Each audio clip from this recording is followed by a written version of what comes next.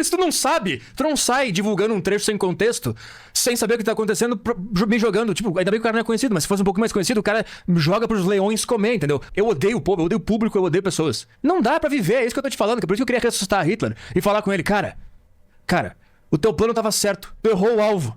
Não é aqueles caras que tu achava que era. Eu queria botar chapeuzinho em todo mundo, só pra ele caçar todo mundo, entendeu? Eu ia botar chapeuzinho em todo mundo. E aí eu falava, vai pegar eles, Hitler.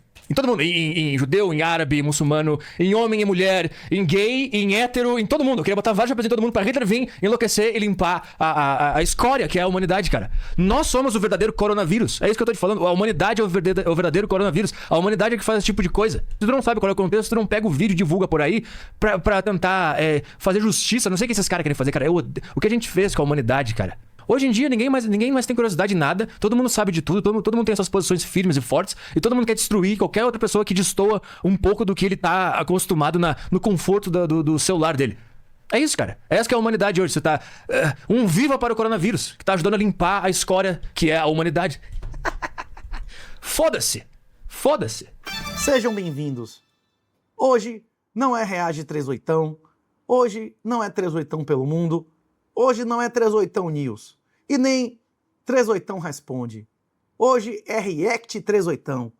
Vamos fazer um react que eu evitei por muito tempo, esperando que algum padre ou pastor mais qualificado do que eu explicasse a Petri não apenas as heresias, mas as blasfêmias. Ele ofendeu de maneira muito pesada São José, Jesus, o Espírito Santo e várias entidades que deveriam ser respeitadas. Ele dizia que se alguém chegasse e defendesse o que eu defendo no programa dele, a Cinta ia cantar. A Cinta não cantou porra nenhuma. Quando eu disse lá, ele concordou e ainda falou fino. Inclusive, eu gostaria de pedir a você que está assistindo esse episódio que não cancele e que não ofenda Petri. Como fica muito claro, Petri é uma pessoa extremamente frágil, se não física, mental, intelectual, emocional e espiritualmente.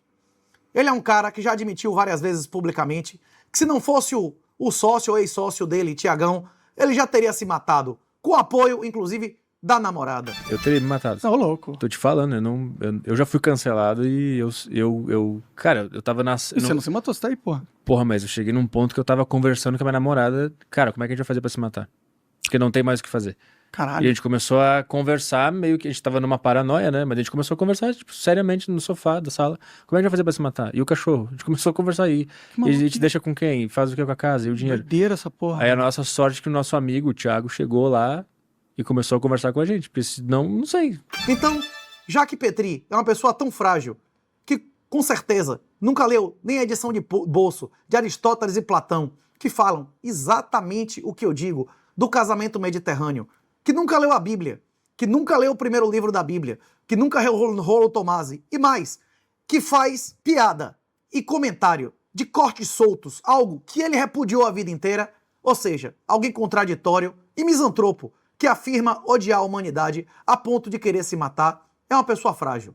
Frágil intelectual, frágil mental, frágil emocional e frágil espiritual. Por isso eu lhe peço, não faça nenhum ataque a Petri. Você realmente acha que você serve a Jesus? Você acha que Petri blasfemou ao dizer que Jesus era um mágico, que Nossa Senhora foi objeto de pedofilia, ou que São José é um corno, que nem sequer tocou em Nossa Senhora? Então, você simplesmente para de segui-lo. Se você prestigia e monetiza alguém que ofende a Deus, a mulher que teve Deus dentro dela, literalmente em seu útero, e o homem que teve a honra de ser pai de Deus na terra, você não pode, ao mesmo tempo, colaborar com isso. A única coisa a fazer é parar de seguir.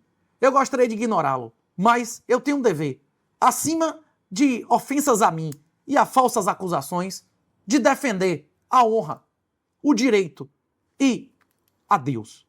Nós não podemos cruzar os braços em frente a blasfêmias. Não sou a pessoa mais qualificada para responder às questões teológicas que ele coloca, mas vou responder literalmente, gramaticalmente, com o que tem escrito na Bíblia. Ele faz vários questionamentos que, se lesse a Bíblia, estariam imediatamente respondidos. A abertura é ele dando chilique por falta de contexto. E é exatamente o que ele fez. Acuse-os do que você é. É exatamente o que Petri fez. Petri não conhece os conceitos que eu menciono. Petri não conhece os autores que eu menciono. Petri não sabe nem qual é a pauta da conversa. E, por causa de uma frase, ele chega a conclusões, inclusive, que levam pessoas a cometerem crimes de falsa acusação, como ele deixou claro na campanha de denúncias no Instagram e no Ministério Público. Mete bronco, Erley. Um assinante do Patreon nos mandou, ele falou, olha só esse papo esquisitíssimo desse cara aqui. 38 diz qual a idade correta para o casamento. Até os 30 anos, o homem assume, como é que chama? Riscos irracionais. Muitas pessoas arguem que é o fechamento do córtex pré-frontal. E a mulher, Maria, engravidou, como é que chama? Muito cedo pra casar, que era antes de menstruação, né? Tem pessoas que arguem aí que Maria engravidou entre 12 e 13 anos, né? Que também pessoas que arguem aí que Maria engravidou entre 12 e 13 anos, né? E também é um grande exemplo. Nossa Senhora é um exemplo, não é? Mas a Nossa Senhora é um exemplo porque ela engravidou aos 12 anos ou porque ela foi uma mulher bondosa, generosa na sua vida? Qual idade a Virgem Maria engravidou? A Bíblia não diz a idade exata da Virgem Maria, mas historiadores e teólogos calculam que ela tinha entre 12 e 14 anos. Mas vamos acreditar que realmente isso aconteceu. Vamos acreditar na Bíblia. O fantasma que engravidou. Que engravidar é estranho, porque você já imagina sexo, né? Mas qual que é a história? A história é que Deus... ela deu a luz a Jesus. Mas Deus decidiu, pô, era essa menina aqui que vai nascer Jesus. É isso. Mas aí eu vou te perguntar uma coisa. Ele é Deus, né? Ele consegue gerar um ser sem sexo. Por que ele precisou fazer ela passar pela gravidez? Então Criança, brota Jesus, né? Brota Jesus no meio da cidade. Há 3 pontos fundamentais para serem comentados desse início. Se Petri tivesse feito evangelização, ou ao menos lido algumas páginas da Bíblia, ele saberia a resposta. Primeiro lugar, esse canal de cortes fez uma thumb chamativa, que não foi o que eu disse.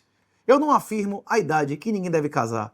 Nós estávamos discutindo com argumentos e fatos que já são enumerados desde Platão e Aristóteles, porque, inclusive através da econometria, a diferença entre 15 e 18 anos é a diferença de mais sucesso em diversos países e épocas. Isso não é uma questão de opinião, é questão de fato. Inclusive, é fato amplamente documentado em dados oficiais dos Estados Unidos que a chance de um homem separar é indiferente em relação a quantas mulheres ele já dormiu. E da mulher, não. Ela é exponencial. Eu vou te perguntar uma coisa. Ele é Deus, né? Ele consegue gerar um ser sem sexo. Por que ele precisou fazer ela passar pela gravidez? Então brota Jesus. Todos nós, em muitos aspectos, repetimos a história de Ló, repetimos a história de Jó e repetimos a história de vários personagens da Bíblia. Fica comprovado que o nosso papel nesse mundo não é compreender, e sim obedecer. Agora, Deus nos dá de presente também a compreensão de por que Jesus tinha que vir do ventre de uma mulher. Porque para Jesus provar aos judeus que cumpriu a lei, ele deveria cumprir cada uma das previsões, das profecias feitas pelos pequenos e grandes profetas por milhares de anos. Estava escrito que ele seria da linhagem de Davi. Estava escrito que ele viria de uma gravidez impossível. Estava escrito que ele viria de uma virgem. Jesus precisava, sim, ter cumprido todas as profecias. Inclusive é interessante que quando Jesus está no deserto por 40 dias e é tentado durante 3 vezes, ele tinha autoridade de fulminar o demônio em sua frente, mas ele não faz isso. Ele não usa a sua autoridade para repreender o demônio, ele usa a lei. As 3 vezes diz, está escrito, não tentarás ao seu Deus. Está escrito, nem só do pão vive o homem. E está escrito, não é do nosso interesse passar fome. Não é do nosso interesse fazer jejum. Não é do nosso interesse dar toda a honra e toda a glória a Deus. E não é do nosso interesse reconhecer que seja feita a vossa vontade e não a minha. Inclusive é interessante que essa mulher aqui diz, eu não queria ser Deus, eu só queria que o mundo fosse segundo a minha vontade. É exatamente isso que é querer ser Deus. Mas o motivo pelo qual a Nossa Senhora teve sim que receber o Messias dentro dela é a demonstração prática de que a salvação da humanidade veio através de uma mulher. Até mesmo o Alcorão cita Nossa Senhora mais do que qualquer outra mulher. O papel de Jesus não era apenas trazer a nova e eterna aliança. O papel de Jesus era o de mostrar como um ser humano de carne e osso, que nasceu, cresceu e sentiu todos os prazeres e dores de ser humano, deveria se comportar. Jesus não precisava ser batizado. João Batista reconhece isso abertamente. E nessa hora Jesus é claro, eu vim para dar o exemplo. É exatamente por isso que ele tinha que viver toda a parte positiva e negativa de ser um humano de carne e osso. Será que ele entende isso, velho? Jesus, né? Brota Jesus no meio da cidade, do nada. Então, assim, a história é essa. Deus tava pensando, pô, eu preciso mandar Jesus lá pra eles resolverem os problemas, né? E eu preciso botar essa sementinha de Jesus em alguma menina. É isso? Isso. Aí você tinha mulheres de 30 anos, de 42, de 18, de tinha passado, 27. Aí ele pensou, né, quer saber? Eu vou botar a sementinha nessa menina de 12 anos aqui. E aí, sem sexo, ele vai lá e pluque no umbigo Isso, dela. né? E aí Jesus é germinado na barriga de uma menina de 12 anos. Uhum. Aí ela fica 9 meses gestando, sem saber que era um mágico que tava pra nascer. Você considera Jesus um mágico? Pois é. As pessoas que reconhecem Jesus como o Senhor e Salvador vão reconhecer essa afirmativa como blasfema. Isso não é apenas desconhecimento, como ele afirma, de não entender por que Jesus tinha que nascer de uma mulher. A afirmação de que Jesus é um mágico é uma ofensa a Deus. Não, Ellen? É ou não é? Isso é muito mais grave que pedir que Bigode volte e extermine de novo quem ele não gosta. Não foi isso que ele pediu ou não? Nunca se esqueçam. Satanás e suas legiões também odeiam a humanidade. Os esquerdistas odeiam as crianças, odeiam os adultos que querem tratar como crianças, odeiam as mulheres que precisam que se comportem como homens e odeiam os homens que precisam que se comportem como mulheres. É exatamente isso que o Petri ilustra aqui. Com José. Com quem? José. José Prende todo mundo. José é o João, gente, eu sempre confundo. Não, prende todos. Prende o Espírito Acho que é Santo, José. prende João, prende José. Tá, mas aí como é que sabe que o filho era de Deus, não de José? Por isso que tem uma piadinha, né? Que José foi corno. Às vezes Deus foi corno. E na verdade foi José, que eram os dois. José era noivo de Maria e não casado com Maria. A consumação do casamento acontecia através do sexo. Ele, nesse momento, demonstra, mais uma vez, que é frágil, inclusive na história da humanidade, desrespeitando não só a Bíblia e as figuras centrais para bilhões de pessoas desse mundo, mas também a história da humanidade. Mateus, capítulo 1, versículos 22 e 23 afirmam: a virgem conceberá e dará à luz a um filho. Não apenas Petri blasfema ao sugerir, utilizando a expressão pedo para São José, que não tocou em Maria, para usar a expressão pedo e pedir prisão. Ele falou, João, José, todos pra cadeia. Pois é, ele mesmo deixa claro, na forma dele se referir, que ele não sabe quem é cada pessoa e mesmo assim ele qualifica de pedo e pede cadeia. Agora, aonde está a consistência de Petri? Aonde está a honra de Petri para pedir a cadeia de Caetano Veloso, o seu colega de ideologia, que segundo a esposa foi deflorada com 13 anos? Vamos à reportagem, Wesley? Lavigne perdeu a virgindade aos 13 anos com Caetano, segundo Rui Dantas. Não fui eu que disse. Como diz o Wesley, that's what she said. Não é isso, Wesley? Isso tá na Folha de São Paulo, do dia 1º de agosto de 1998. A atriz e produtora Paula Lavigne, de 29, confirmou à Folha declarações dadas a Playboy, que chega às bancas desse mês, nas quais diz ter mantido suas primeiras relações sexuais com Caetano Veloso, seu atual marido, aos 13 anos. Na entrevista, Paula afirma ter perdido a virgindade na festa de aniversário de 40 anos de Veloso. Pois é, Petri, se você tiver coragem, se você tiver consistência, qualifique Caetano Veloso como você qualificou a José. Peça a prisão de Caetano Veloso como você pediu a de José. Eu não vou fazer isso, porque eu não reconheço a minha autoridade espiritual e nem legal sobre a casa das pessoas das quais eu não sustento. Mas você, que se acha juiz do mundo, corrija então. Ela admitiu que foi deflorada aos 13 anos. Pois é, quanto a ele, você não diz nada. Será por causa da sua fragilidade moral, intelectual ou espiritual? Tá bom, então. Já que na Bíblia Deus engravidou uma menina de 12 anos, isso aí é uma história, tá bom. Agora, você não é Deus. Pra você é de 25 pra cima. 12, E olha lá. só pra Deus. Pois é, a mulher está pronta, com o seu valor máximo, com 14 anos, e o cara... No máximo. A mulher tá pronta com o seu valor máximo. Eu nunca afirmei a idade que ninguém deve casar. Eu afirmei o que era ideal, segundo os clássicos Aristóteles e Platão, segundo o exemplo bíblico e segundo a econometria. E ele vem e afirma para você só acima de 25. Eu não afirmo para você nada. Quem sabe o que é melhor para você é você mesmo. Quem afirma isso é o principal artigo de todas as ciências sociais, o problema do uso do conhecimento humano. Mas se Petri nunca leu Aristóteles e Platão em edição de bolso, você acha que ele sabe quem é Hayek? A lei brasileira diz que a idade de consentimento é 14. E que a idade para casamento é 16. Inclusive, ele afirma, ele reconhece e coloca meu vídeo dizendo a minha opinião. Na minha opinião, a lei brasileira deveria mudar. A idade mínima para casar e de ter relações sem casar deveria ser invertida. A decisão de uma mulher abrir as pernas para alguém que ela não sabe nem o nome é algo que tem muito mais consequência do que o sexo dentro do casamento. Mais uma vez, Petri falta com a verdade e afirma algo que não foi dito e nem existe na lei. Aos 14 anos? Não, peraí, então o valor máximo pra esse cara é o ovário ser capaz de gerar outro ser humano? É isso que define uma mulher, não é experiência, não é inteligência, não é conhecimento, não é conversa, sociabilidade, trabalho. Isso não define uma... O valor de um homem e o valor de uma mulher como uma mulher, os seus papéis bíblicos estão no primeiro livro da Bíblia, no Gênesis. Se ele tivesse lido o primeiro capítulo do primeiro livro da Bíblia, ele não estaria fazendo esses questionamentos satânicos. Uma mulher como mulher oferece duas coisas. Inclusive eu expliquei isso para ele nesse episódio e dei a ele o livro de presente que explicava isso detalhadamente com referências. O Tiagão, eu sei que aproveitou, que salvou a vida dele diversas vezes e ele reconhece. Ele, eu duvido. Uma mulher pode oferecer sim fertilidade e também fidelidade.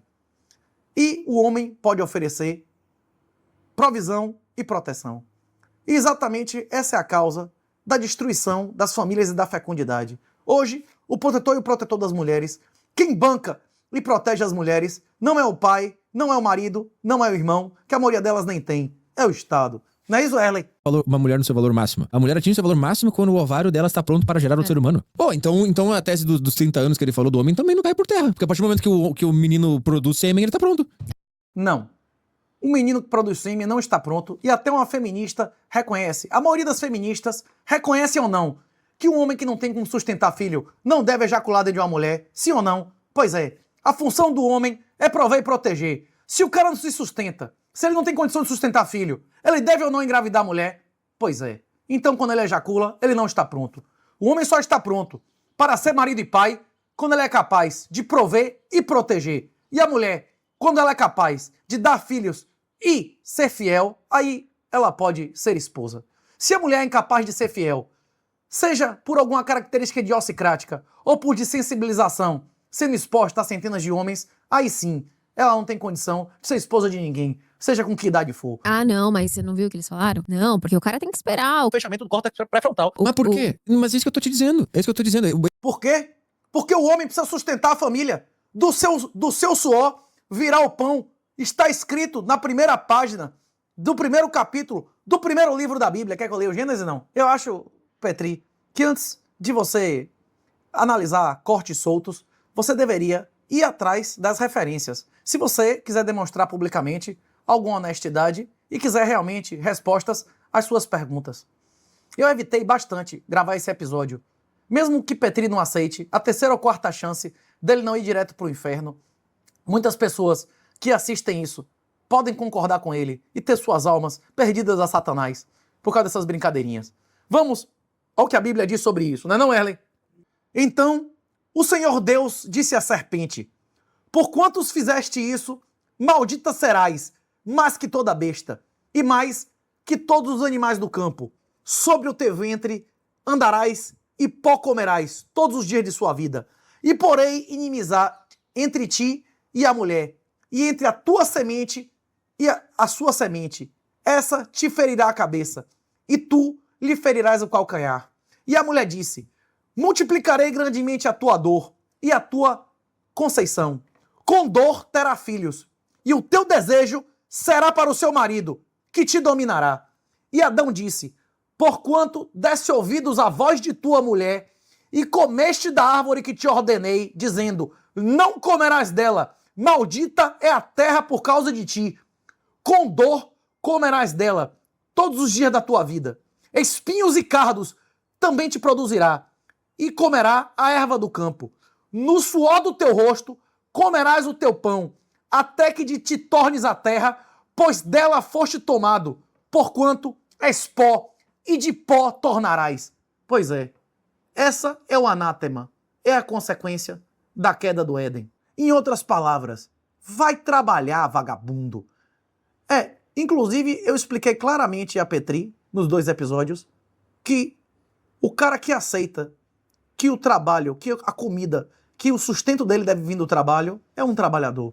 Quem não aceita isso, muitas vezes chamam de socialista, mas o nome verdadeiro para isso é vagabundo. Não é isso, Erley? Ou ladrão, né? Ou não? Por que será que eles falam toda hora que o cara está pronto somente depois dos 30?